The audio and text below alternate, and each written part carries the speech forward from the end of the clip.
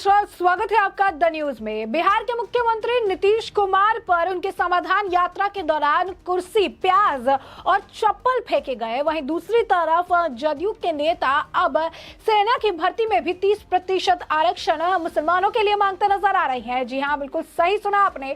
आखिर क्या है पूरा माजरा? आखिर नीतीश कुमार पर जनता इतना क्यों नाराज है कि उनके ऊपर चप्पल, कुर्सी और प्याज फेंकती नजर आ रही है? और दूसरी तरफ आखिर यहाँ यानी सेना भर्ती में भी रिजर्वेशन की मांग जदयू की तरफ से क्यों की जा रही है? आइए विस्तार से जान लेते हैं। सबसे पहले बात करेंगे नीतीश कुमार की कि आखिर कुर्सी क्यों फेंकी गई, क्या है इसके पीछे की कहानी। बता दें आपको, मुख्यमंत्री नीतीश कुमार समाधान यात्रा की तहत औरंगाबाद पहुंचे थे। बारूड़ के कंचनपुर में लोगों की भीड़ खचाखच थी और इस दौरान नीतीश कुमार वहां से गुजर रहे थे। तभी किसी ने उनके ऊपर कुर्सी का एक टुकड़ा फेंक दिया। कुर्सी का टुकड़ा मुख्यमंत्री के चेहरे के बेहद पास से गुजरा, जो वीडियो में भी देखने के लिए मिला। इसे भी उनकी सुरक्षा में एक बड़ी चूक मानी जा सकती है। कंचनपुर में वह पंचायत सरकार भवन का उद्घाटन करने आए थे और उद्घाटन के दौरान ही किसी ने कुर्सी का टुकड़ा फेंका, जो उनके सामने जा गिरा। इसका वीडियो सामने आया है, जिसमें साफ तौर पर देखा जा सकता है कि कैसे एक टुकड़ा उनसे बेहद करीब से जाकर फेंका गया। नीतीश कुमार जीविका दीदियों और विभाग द्वारा लाए गए स्टॉल का निरीक्षण कर रहे थे। इस दौरान कई ग्रामीण अपनी समस्या बताने के लिए मुख्यमंत्री से मुलाकात करना चाहते थे, लेकिन सुरक्षा प्रोटोकॉल के तहत ग्रामीण मुख्यमंत्री से नहीं मिल पा रहे थे। इसी दौरान वीडियो में साफ तौर पर देखा गया कि एक कुर्सी का जो टुकड़ा है बड़ी ही तेजी से जो है नीतीश कुमार की तरफ आया गया। बताया कि ऐसे में आक्रोशित किसी ग्रामीण ने कुर्सी के पैर को तोड़कर मुख्यमंत्री को निशाना बनाना चाहा। हालांकि मुख्यमंत्री को कुर्सी का टुकड़ा नहीं लगा। टुकड़ा उनके आगे से निकलते हुए सुरक्षा में लगे गार्ड को लग गया और इसके बाद भीड़ की तरफ से आए कुर्सी के टुकड़े को किसने फेंका, इसकी जानकारी नहीं मिल पाई, लेकिन इसे सुरक्षा में चूक कहा जा सकता है। इससे पहले भी मुख्यमंत्री के साथ कई दफे चीजें हो चुकी है। 3 से 4 बार जो है तो वो सुर्खियों में रहे। इस दौरान की सुरक्षा व्यवस्था को लेकर भी कई तरह के सवाल उठ रहे थे। बता दें आपको कि मुख्यमंत्री जिस तरीके से उनके ऊपर कुर्सी फेंकी गई, चप्पल और प्याज भी फेंकने की बात सामने आई, तो अब ऐसे में आप कह सकते हैं कि मुख्यमंत्री के लिए ये थोड़ी सी परेशानी का कारण बन सकता है, या यूं कहिए कि मुख्यमंत्री को लेकर बिहार की जनता बहुत ही ज्यादा नाराज है और उनके बर्ताव से भी ये समझ आ रहा है कि नीतीश कुमार को लेकर पहले नारेबाजी और अब जिस तरीके से कुर्सी के टुकड़े फेंके जा रहे हैं, उससे ये बात स्पष्ट है कि नीतीश कुमार से जनता जो है काफी ज्यादा आहत है और जनता आपको बता दें कि खुश नहीं है नीतीश कुमार से। जब से बता दें कि उन्होंने अपना एक साइन दिया हुआ है कि उनका उत्तराधिकारी जो है तेजस्वी यादव होंगे, जिस बात से लोगों की नाराजगी साफ तौर पर जाहिर है। उपेंद्र कुशवाहा भी कई बार कह चुके हैं कि जिस तरीके से जब तक लालू प्रसाद की सरकार थी, उस दौरान किस तरीके से बिहार के लोगों का शोषण किया, चीजें खराब की, ये सब जानते हुए भी नीतीश कुमार गलत फैसला लेने के जो है प्रयास में है। कोई डील हुई है और अगर डील नहीं हुई है तो उसका सच आके सबके सामने बता।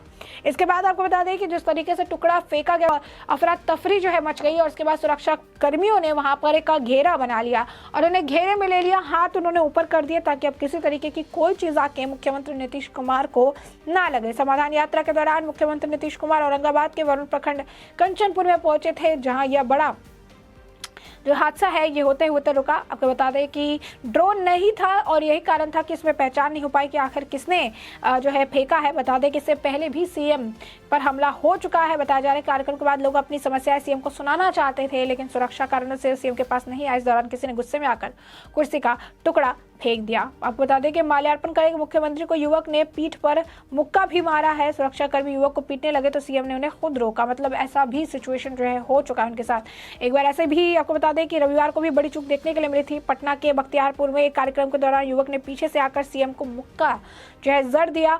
सीएम की सुरक्षा मौजूद पुलिसकर्मी युवक हिरासत में ले लिया। युवक की पहचान बख्तियारपुर के शंकर के रूप में भी की गई। यानी पहली बार नहीं है जब सुरक्षा में इस तरीके की बड़ी चूक जो है देखने के लिए मिली है। इससे पहले भी सुरक्षा में कई बार बड़ी चूक जो है हो चुकी है।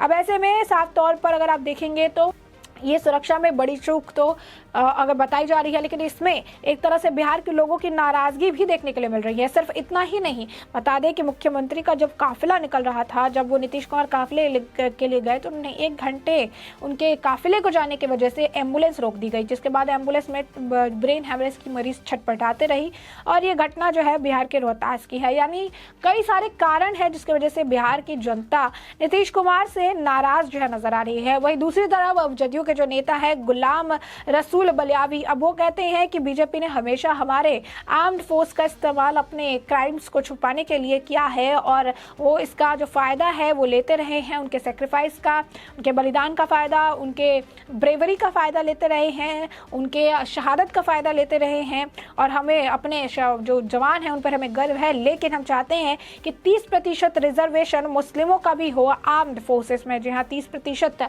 मुस्लिम जो है आर्म्ड फोर्स में होने चाहिए, ऐसी बात कर रही है। यही नहीं, इस दौरान उन्होंने काफ़ी कुछ विवादित बयान जो है दिए हैं। बता दें आपको, बिहार के मुख्यमंत्री नीतीश कुमार की जो पार्टी है जनता दल यूनाइटेड, ये देखिए कहीं ना कहीं ये खुद जो है बिहार की जनता को कारण दे रहे हैं कि क्यों इतनी ज़्यादा जनता आज के वक्त में आक्रोशित है।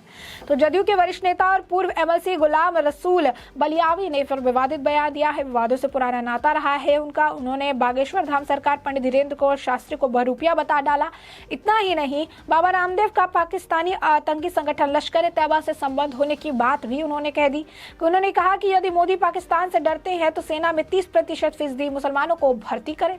बिहार के नवादा में आयोजित जो है मरकजी इरादा ए शरिया में की ओर से आयोजित कार्यक्रम में बलियावी जो है वो बोल रहे थे और उन्होंने कहा कि बाबा रामदेव को दी गई जमीन और उनके प्रोडक्ट्स की जांच होनी चाहिए।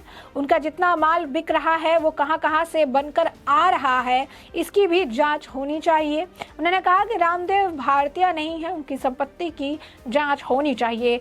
बलियावी ने प्रधानमंत्री नरेंद्र मोदी पर भी निशाना साधते हुए कहा कि अगर उन्हें पाकिस्तान से निपटने में डर लग रहा है तो सिर्फ 30% मुसलमानों को फौज में जगह देकर देखना चाहिए। यानी उनका कहने का क्या तात्पर्य है कि सिर्फ जिगरा मुसलमानों के पास ही होता है क्या? हमारी जो सेना है जिसमें हिंदू, मुस्लिम, सिख, ईसाई सब है, क्या उनके अंदर जिगरा नहीं है कि उन्हें लगता है कि एक पर्टिकुलर समुदाय को भर्ती करने से ही लड़ाई लड़ी जा सकती है? तो वो गलत है।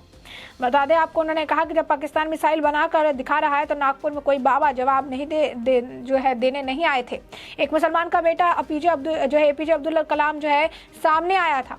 वही बागेश्वर धाम के महंत पंडित धीरेन्द्र शास्त्री को बहरूपिया बताते उन्होंने कहा कि पता नहीं वे कौन है, मैं उनके बारे में नहीं जानता हूँ। उन्होंने यही साफ तौर पर कहा कि मुझे नहीं पता है, मैं संविधान और अदालत को जानता हूँ। इस तरीके के बहरूपिये ही हमारे देश में कोई जगह नहीं है। और उसके बाद उन्होंने कहा कि कोई कपड़ा, कोई मेकअप के सहारे हमारे देश को गुमराह नहीं कर सकता।